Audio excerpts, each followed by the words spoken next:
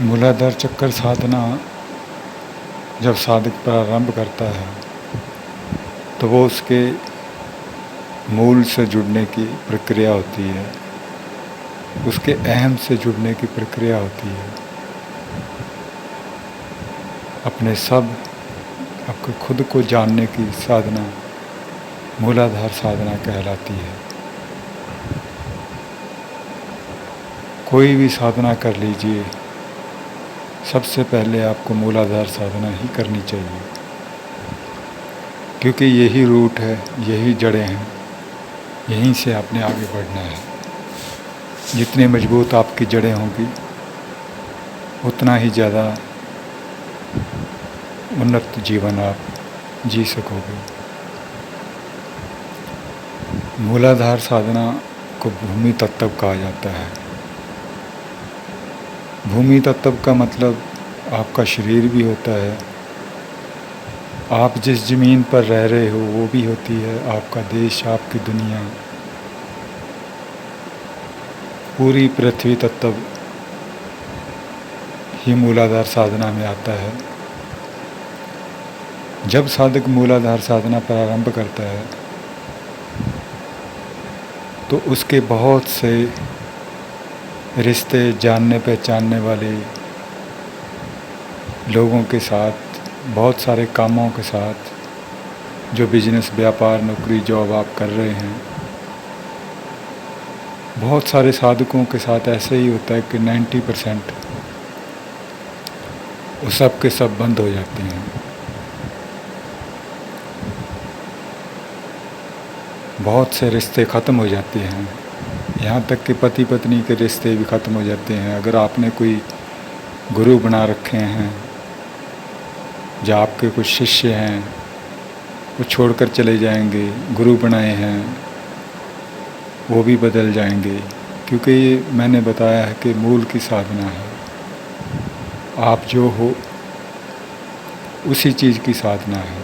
आपको अपने खुद के बारे में ज्ञान होना शुरू हो जाएगा।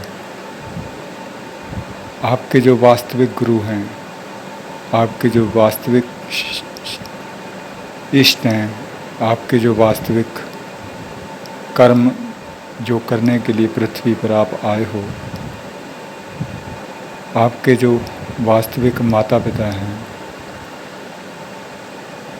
बेशक ही उन्होंने आपको जन्म ना दिया हो, बेशक आप जानते भी ना होने, आपकी वास्तविक पति या पत्नी आप, वो चाहे कहीं भी रहते हों, उनके साथ आपका मिलना प्रारंभ हो जाएगा। आप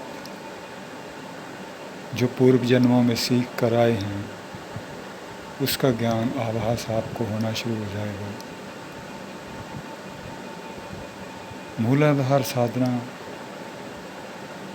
से ही आपको अपने वास्तविक इष्ट की प्राप्ति होती है।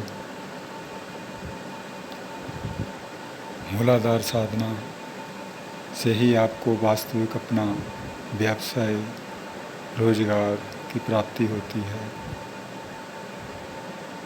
अब जब सब कुछ बंद होना शुरू होगा मूलाधार साधना के वक्त, तो बहुत से साधक घबरा जाते हैं कि ये क्या हो गया, कुंडलिनी कहीं गलत जगह तो नहीं चल पड़ी। पर ऐसा नहीं होता। आपने इस जन्म में आकर बहुत सारे ऐसे लोगों के साथ रिलेशन बना लिए होते हैं, बहुत सारे ऐसे काम, व्यापार, रोजगार शुरू कर दिए होते हैं जो कि आपको नहीं करने चाहिए।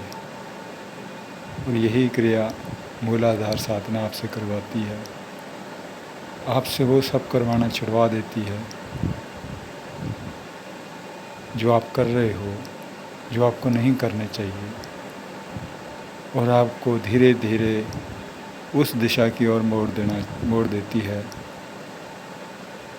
जो कार्य आपको करने चाहिए। तो ऐसे में बहुत से रिश्ते नाते ख़त्म हो जाना, इससे घबराने की कोई भी आवश्यकता नहीं है। आपको अपने चेतना को जागृत रखना होगा, आँखें खोलकर देखना होगा, समझना होगा कि परिस्थितियाँ क्या मोड़ ले रही हैं। तभी आप मूलाधार साधना को सही से कर पाओगे, अन्यथा भंवर में ही फंसे रहोगे। मूलाधार साधना से ही आपका मन, चित्त, चेतना, आत्मा जुड़ी होती है।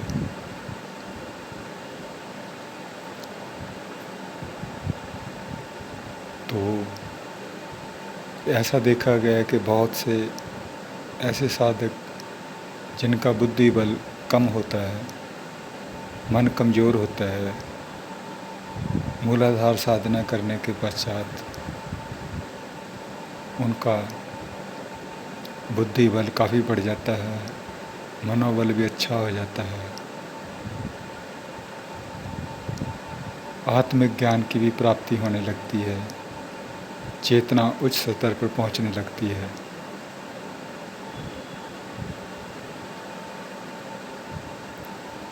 मूलाधार साधना में आप कोई भी मंत्र जप करते हो,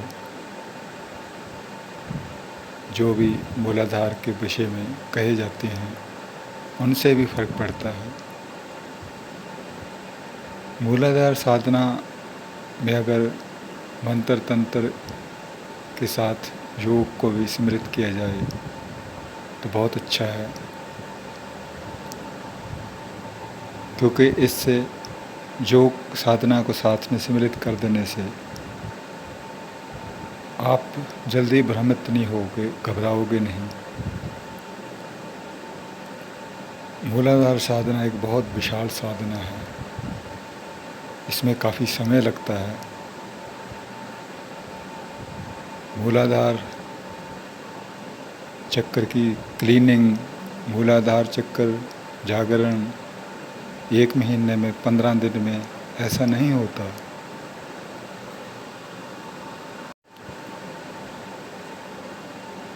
मूलाधार चक्र की साधना तो आपको काफ़ी लंबे समय अरसे तक करनी पड़ती है। मूलाधार साधना को आप समुद्र मंथन भी कह सकते हो। जो पुराणों में कथा है कि समुद्र मंथन किया गया, राक्षसों और दानवों के साथ देवताओं ने मिलकर, और उसमें से 14 रत्न निकले। तो वो यही साधना है, मूलाधार साधना ही समुद्र मंथन साधना है। आपके अंदर बहुत से मंथन हो चलेगा, नेगेटिविटी निकलेगी, पॉजिटिविटी निकलेगी, अच्छी बुरी चीज़ें बाहर निकलेंगी। आपको लगातार करते रहना है। ये साधना बेशक लंबी साधना है, लेकिन इस मूलाधार साधना से आपको बहुत कुछ प्राप्त हो जाएगा। आपका मन मस्तिष्क शांति में लीन होता चला जाएगा। बहुत सारे द्वंद्व आपके ख़त्म होने शुरू हो जाएंगे। मैं तो यहाँ तक कहता हूँ कि साधक अगर एक जन्म में एक मूलाधार चक्र पर ही ध्यान दे तो बहुत कुछ हस्तगत कर सकता है। कुंडलिनी साधना कोई ऐसी नहीं है कि आपने किसी के पास कोर्स कर लिया, 1 महीने में जागरण हो गई, 15-20 दिन में जागृत हो गई, साल 6 महीने में जागृत हो गई। ये तो स्टेप बाय स्टेप आगे बढ़ने का मार्ग है।